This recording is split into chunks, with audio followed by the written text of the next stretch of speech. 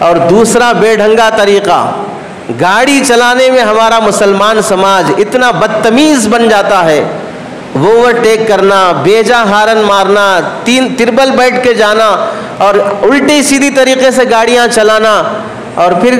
لگا بھی نہیں، لگنے کو ہے بس پھر بھی کھڑے کر کے جھگڑے شروع کر لینا، ٹریفک جام کر دینا،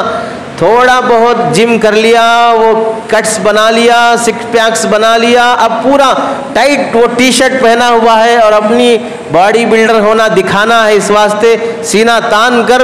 روڈ پہ کھڑے ہو کے پوری درندگی دکھائے گا۔ یہ بالکل حیوانیت والا راستہ ہم نے اپنا لیا ہے گاڑی چلانے کے مسئلے میں، حالانکہ آپ کے اس بے ڈھنگے طریقے سے آپ کے نبی نے آپ کو نہیں سکھایا راستے پہ کیسے چلنا چاہیے، گاڑی کیسے چلانا چاہیے، راستے کے حقوق کیا ہیں، اس سے لوگوں کو کتنی تکلیف ہو سکتی ہے ہمارے اس رویے سے۔ اللہ کی پناہ۔